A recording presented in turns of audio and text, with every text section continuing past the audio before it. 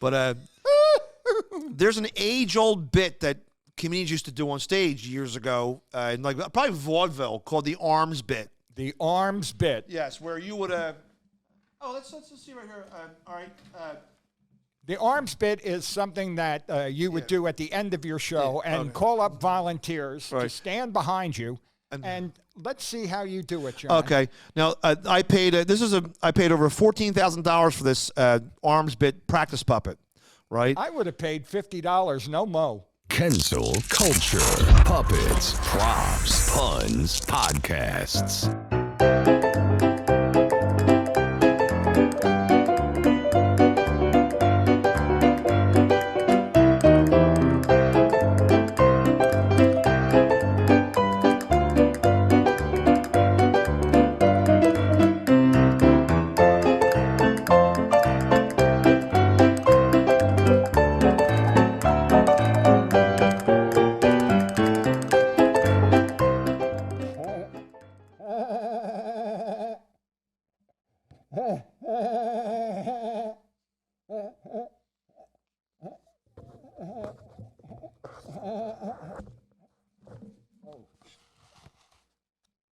I'm pulling the wool over my eyes. Hey, ladies and gentlemen, it's time once again for another episode of Kensil Culture.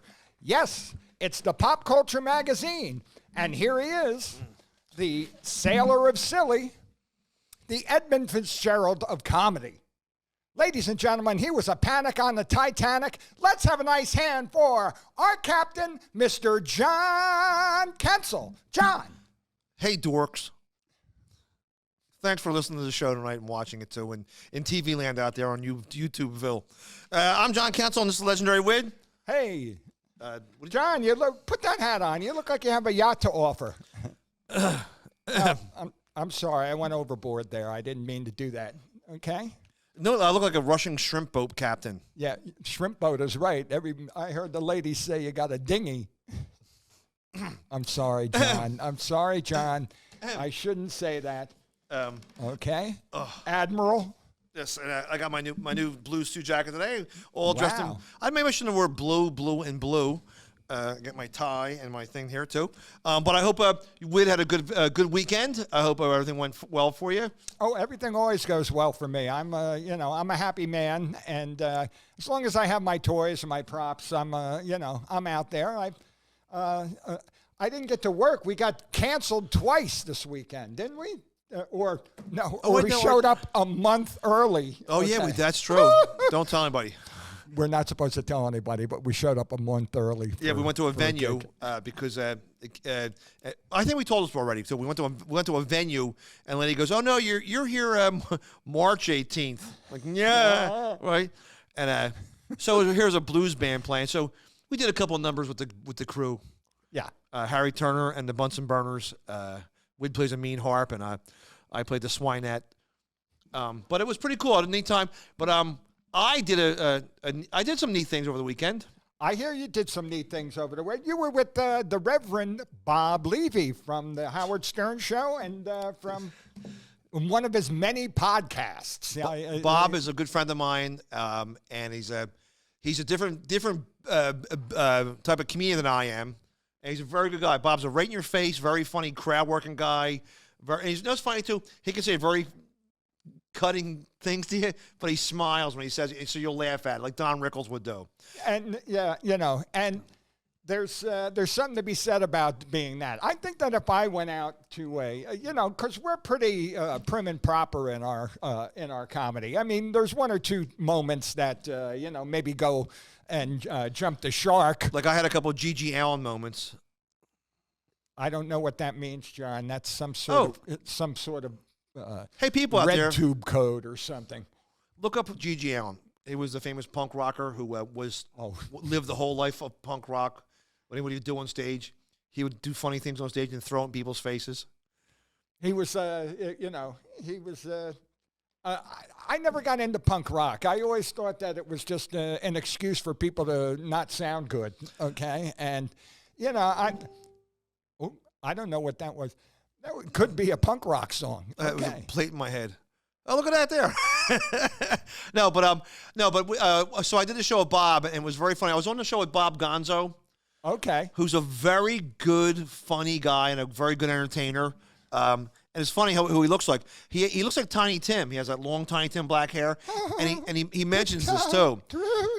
He said, and he names everybody he looks like. He goes, I look like Tiny Tim. Well, who else? Al Molinaro, who played Murray the Cop on yeah, he looks just like Murray the Cop. and Happy Days, and he's a very good guy. So I'm trying to think of my way when I went after him. I said he looks like John Goodman in a fright wig, but there's an age-old bit that comedians used to do on stage years ago, in like probably vaudeville, called the arms bit. The arms bit. Yes, where you would let's see right here. All right. The arms bit is something that you would do at the end of your show and call up volunteers to stand behind you, and let's see how you do it, John. Okay. Now I paid I paid over $14,000 for this arms bit practice puppet, right? I would have paid $50, no mo. And what the performer does is he takes his hands here, and he has to have giant price tags on there. But he puts his arms behind his back. Then he gets two people or one person to stick their fingers through like that. And he's but it's really their hands. It's somebody else's arms doing it. So they're like, I'm driving down the street, and he makes her little hands go, la, la, la, la, la. And then I had to take my zipper around, and it's usually a girl, and she has to mimic pulling his zipper down. La, la, la. And he had two hot girls doing it. That looks like La, la, la, la, la, la, la, that looks like the doll they bring to court when they. Oh. And what did John touch on you? la, la, la, la. This is a Pete Rose doll. La, la, la, la. Look at me, I'm Tig Nagarato. Okay, but he did that, and the crowd Went crazy for it. they loved it. Right? They always love it, and some people do it better than others. Some people do the. And then wait. By the way, too, if you did this, people out there, all right, if you did this, you would be king of the VFW halls. And Yeah. So then he did this routine. King. And he's a very good guy too. They loved it. He has a ventriloquist dummy mouth that fits over your head. It goes over here. Right. And he squeezes a little wire and makes the mouth move, and you just stand there. And it's very funny.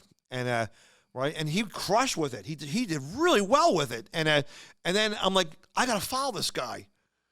And Bob said, no. He's been doing it for 100 years, and anybody who can get up there and do that chestnut of doing the arms. Is, Well, by the way, too, he told me something very, very interesting. He worked with Rodney Dangerfield the last 10 years of his life, or like Okay. the 20 years. He opened for him a lot, and he had these really great Rodney Dangerfield stories. I'm like, I'm in. I want to hear these stories. Here he was a North Jersey working guy, man. He worked a lot. He used to work at Dangerfield's, and the famous story that if you just Google Rodney Dangerfield stories, they always say what a perfectionist he was, and also too they always say this: he was never happy, and he admitted that on the Stern show. Stern goes, Rodney, were you ever happy? No, he goes, Rodney, have you ever been happy?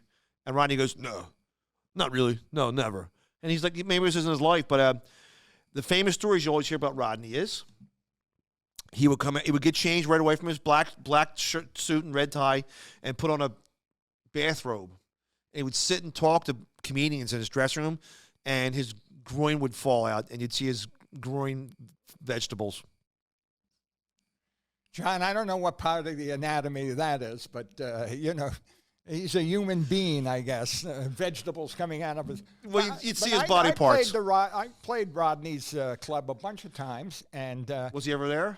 yeah, he was there a couple times. He was there one time with Red Fox. How about that? That's I'm sorry to cut you off. I apologize. And they cut each other down with the dozens, like your mother, and calling each other the N-word and saying anything. And I think it was just to benefit the younger comics who were there that they would pull such. I would never say the N-word. I don't even say Nicorette gum or vinaigrette. But by the way, too. All right, I think he was very funny. But I think that the one of the Red Fox was one of the least handsome comedians of all time. I'm sorry, he looked like a Wow. Red Fox. I'm not being mean. There's Denzel Washington's a very handsome. Red gent. Fox's real name was? Fred Sanford. His father's name was Fred. He Yeah, was that's like right. Ed Sanford or Yeah. something like that. But But- he actually named himself after his father, Fred Sanford, on Sanford and Son, and that was Red Fox. And Red Fox was there at Dangerfields, and and he got up and he told the vase joke. Oh, when yes, I know that joke. don't we have a vase? Which is a very, and to hear him say these classic lines that, and he didn't want anything to do with Sanford and Son when he was telling jokes. He would smoke cigarettes, Yeah. and and he had a couple set pieces. He was, hilarious. We loved him. It's But- that. Well, don't forget you're saying. There's a famous picture taken of Rodney and Red Fox together. Wow. And it's a beautiful picture. It's them smiling, laughing like at the camera, and they're both. And I think it was in maybe when you were there. It could have been, because It's a we went. I was there for a week or something, and we went one time to to Yonkers. Okay, Screaming Yellow Yonkers in New York. Okay, 45 minutes from Broadway, and that's what Yonkers is. And that was an old song too about Yonkers. And guess who had a club there in Yonkers that appealed to like a club? Can I guess? No, you can guess. Suzanne Summers, No, Suzanne Summers did not have a club in Yonkers. Chris It was Morgani. Grandpa Oh, Grandpa Al Lewis. Al Lewis. Okay? Hey, And he had a club in Yonkers that was sort of Grandpa's, disco. right. And he would serve. They would serve large drinks in a fishbowl with a piece of dry ice in it. So everybody had these giant fish bowls filled with liquor and dry ice coming out of it, like woo! And all the waiters and waitresses they would dress up as Monsters. as monsters and things like that. And it was a monster themed sort of nightclub. Well, Rodney went there, and we came with him, and we went to Grandpa's place.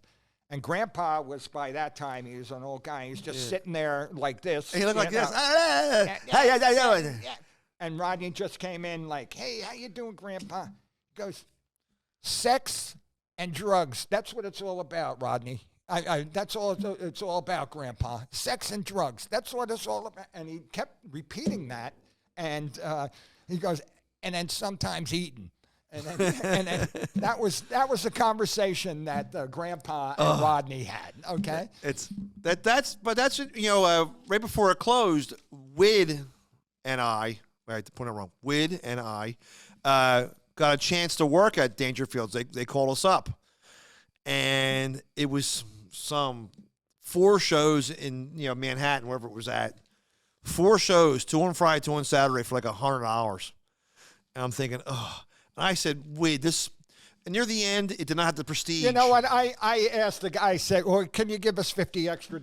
If he couldn't give us $50 extra, I'm gonna say, yeah, we turned that down, and it was. I kind of regret it now, Right. okay, because Rodney's is, Dangerfields is no longer there.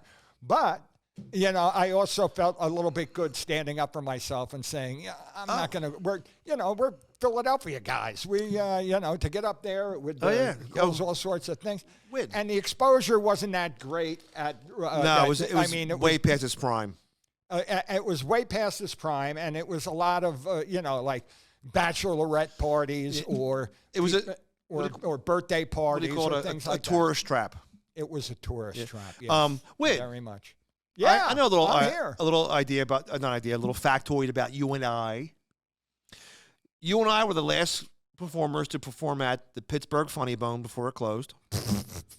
I loved the Pittsburgh Funny Bone. I And- had such a good time there. And we were also the last performers at the Club Casbah in Wildwood before it closed.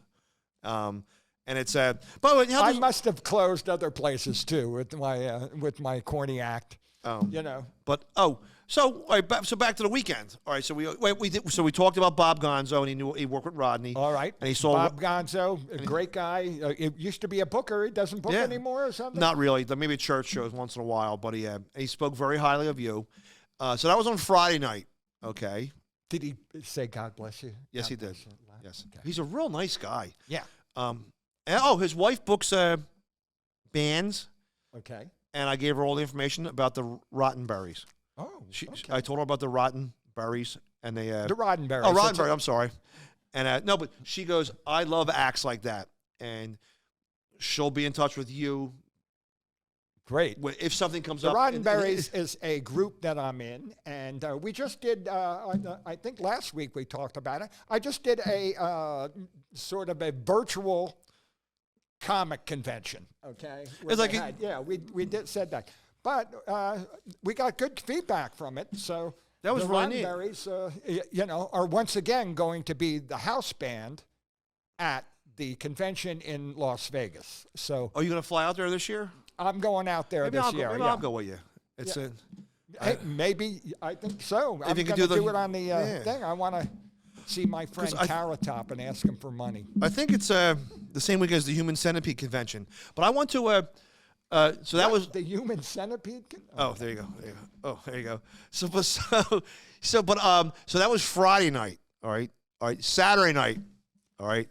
I did a show in Clifton Heights, Pennsylvania, down below the Philadelphia airport, with the Reverend Bob Levy, who I mentioned he was a very good. He's a very good guy, man, and he's just different from you in a way that his is a little bit more, as we say in the business. He's a little bit more of a blue comedian. Yes, and he'll admit that. He'll freely admit that.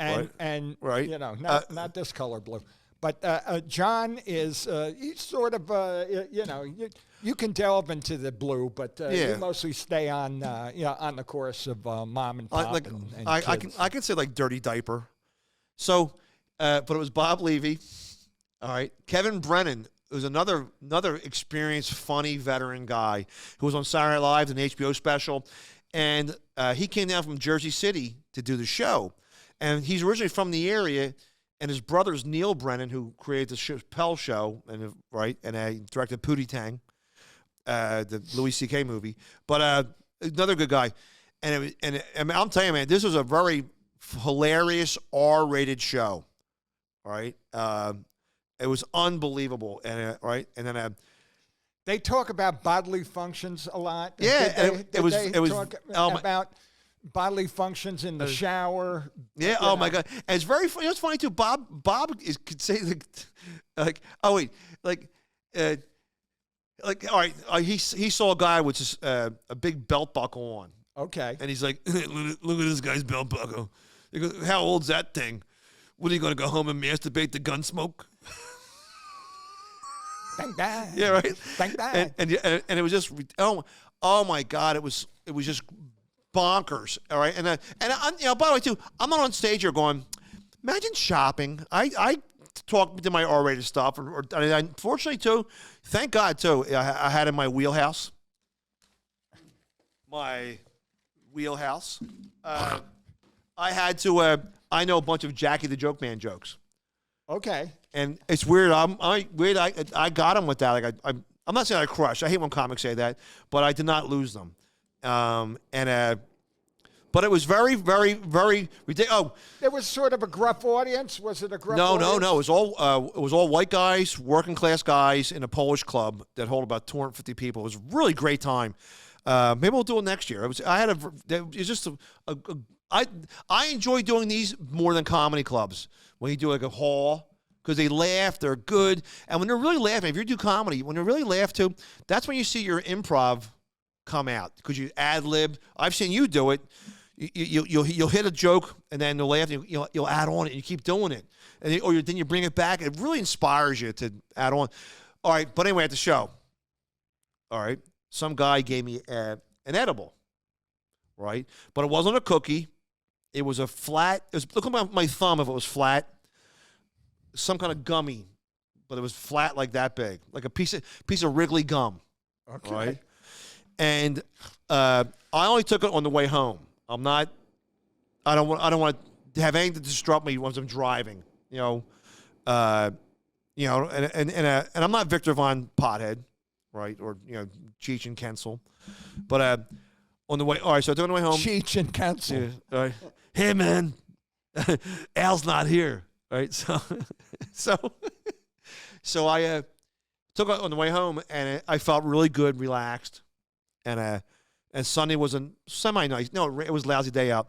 I just vegged all day long. I practiced my instrument and just vegged out the whole day. It was still working through my system.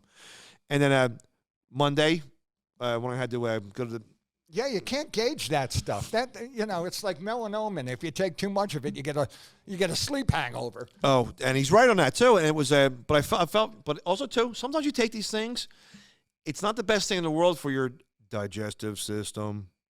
Right? It tears the fabric of humanity apart inside your intestines. Holy good God. That's all I'm saying. And real before you don't, what's going on there? What's this? What's he doing? You're talking about the digestive system, John. And it just reminded me, this weekend I went out and 4 stomachs turned.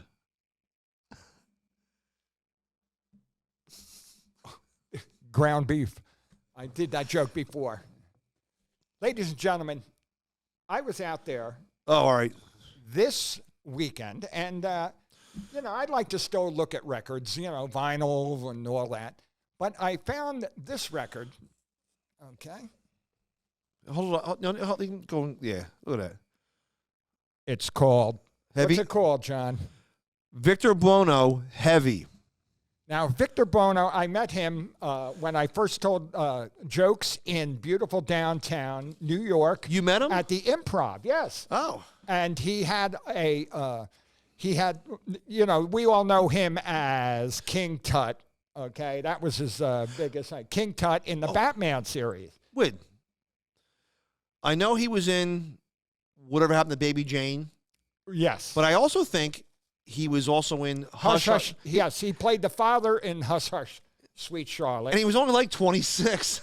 He always played an older guy, okay, or an older character than he was. I mean, I'm pretty sure he died at 33. I mean, he was... He was young. I know. He used to bill himself sometimes as the fat man from Batman, okay, because he played King Tut. And look at the name of the album, Heavy. And he's there with with a jar of candy and things like that. But some of the songs on this, he sings. Heavy, I thought he did like comic poetry. It's sort of like poetry, beat poetry with a thing around it. And some of it, it's humorous. I mean, he went on to the Johnny Carson show, and They he loved did. it. Number 1 on side 2. It's a piece called "Fat Man's Prayer." Yes. Okay. They loved it. And they loved it. And after he was on Johnny Carson, the next week it sold over 70,000 copies. Okay, of Heavy, and that was a lot for back then. Wait, can I ask you, where'd you get this record at? I got it at Goodwill because it still has the $2.49 on the thing, but it was a yellow sticker, so I got it for $1.25. What's really, people, if you're out there too, and you always go to the record section, because several times Wid and I have thumbed through it, and you pull the record out, and here it's autographed. Yeah, several times you can find autographs like you Engelbert. usually find it on the back cover of something like that. But I found. Well, my favorite one to find was, of course, Desi Arnaz. Oh, okay? man. I have one, some guy named Sam Goody wrote all over it. Whoa. Well, Victor Buono, okay, actor, his grandmother was in vaudeville, so she taught him how to really act. You might remember him from, he was very good friends with Adam West from Batman. Yeah, they were friends. And he actually... he went to Villanova. Did you know that? No, I didn't know that. He went to Villanova, and and he was Villanova is right near us right now. It's a famous. It's an Ivy League college, isn't it? There was an Ivy League college, but he started in a in like a group there, and he went on to bigger and better things. Like an agent saw him from Warner Brothers and gave him thing. His father, Victor Bono's father. This is the most fascinating podcast we've ever done. Victor Bono's father. Yes. Was a convicted murderer. Never knew that. And he was an ex-cop, a convicted murderer, and a bird smuggler. Okay, he would smuggle rare birds. Okay, And he was a. Yeah, well, you know, he was. He had that life. He was a. He was. A I never knew classic this. guy. I never knew this at all. And he was Baby Jane. They used to call that, because they would bring out the old actresses. They called that hag horror. Okay, It is. I could picture drag queens liking that. Oh yeah, I mean, because I'm writing a letter to Daddy. I used to see a nice drag. It's a queen sing weird. that. Both those movies are weird, creepy movies that people think are the same movie. Well, he got an Oscar nomination for this. Okay, he did not win, but he and a Golden Globe nomination. So he went on, and he was on not only Batman. Okay, he was and he usually played the villain. He was on things like Wild Wild West. He was on Perry Mason, The Rebel, The Untouchables, Voyage to the Bottom of the Sea. And when he played King Tut, that's the one that put him over the top. And that was when he was a professor of history. He got hit in the head with a brick. Oh, that was. And then he became. He was a professor of Egyptian history, and he got hit with a brick, and he thought he was King Tut. Even though King Tut was so stupid. King Tut was like 18 when he died. And you ever see the real picture of King Tut? He was like deformed. And he was like 13. Wait. I have a fact about King Tut. I have a fact about King Tut. What? The mummy. I'll say it clinically. Okay. He was mummified, aroused. Oh, I heard that. Yes, it was, And if you didn't hear that, he gypped you. No, I know that's not. It's not Pharaoh. But, he actually, one of his last performances, he played a president. Which president do you think that? Of course, a big fat guy. Of course, Jimmy Carter. No, Taft. I know. Let me get. No, I didn't look at this. Did he play Taft in a Wild Wild West reunion movie or something? Yes, in a Wild Wild West reunion movie. Is exactly right, John. You are scary sometimes. It's in my spank bank. William Howard Taft. Well, he always had and he was on Johnny Carson a couple of times doing his poetry. He was married and had several kids. No, he wasn't married and had several kids, but he was kind of out. He said, if it's good enough for Monty Cliff and James Dean and Sal Mineo, it's good enough for me. Which meant everybody knew those guys were either gay or bisexual, and they were the kind of out. Right. So he was kind of out, but he was. He was one of those lovable guys. Oh, he was a character actor, and he had that look, and he was a Shakespearean. That's why he did all the Shakespearean things when he was young because he looked older and had a little bit more energy. I'm fascinated.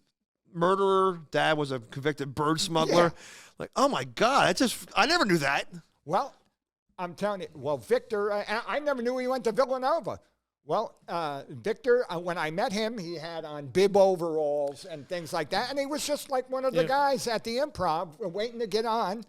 We had a couple beers with him.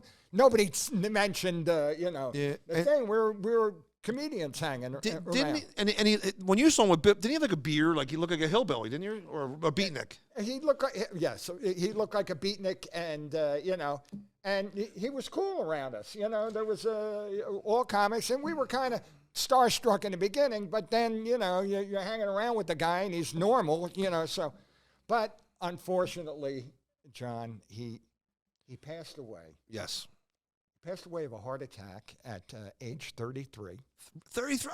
So when he was from 1938 to 1982. So that would be 43. 43. Yeah, but sorry. even sorry, he's 10. But he died of a heart attack on New Year's Day, and he had been partying with his brother on New Year's Day, 1982. And God bless him. We could probably do a whole segment on the show about anybody that's hulking from 60s TV shows all die in their 40s. Well, this guy, Victor Bono, he on Heavy, which sold a lot, he has, and he also made books, too. He has books of poetry called It Could Be Verse, okay? I guess he liked the puns, too. Side one on Heavy is I'm fat is number one, okay? I am fat. Number two on this side is A Word to the Wide. A Word to the Wide. Number three, Someday When I'm Skinny. Someday when I'm skinny. Is the last one going to be super hilarious? It's all fat. I don't know. No, he has Bless Me Doctor because, okay. And number five was We're the Most. Oh, okay, and where he talks about himself twice, and it says because he is twice the size. It said when he was younger, when it was raining, his parents brought him inside so the lawn could get wet.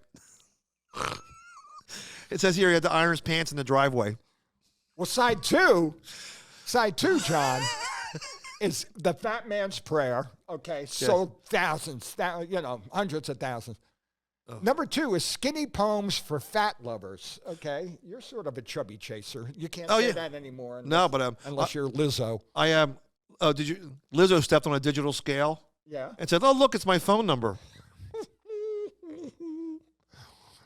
Number three, Lord Lib. Okay, Lord Lib, Lord Liberation. Number four is You Don't Have to Be Fat to Hate Rome. Okay.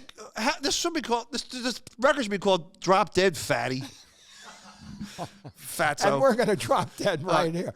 Hey, ladies and gentlemen, we love Victor Bono, and I would suggest anything that he is. He always put in a great performance. He was always whimsical, had those eyes, loved being King Tut the most because it allowed him to do something that he never did, and that was overact. And he was in Whose Mind in the Mint? Check it out. Check it out. Hey, ladies and gentlemen, that has been another example of Kensil culture. And here's John Kensil. I'm the legendary Wid. And be sure to press that subscribe. And hit the bell. Bing!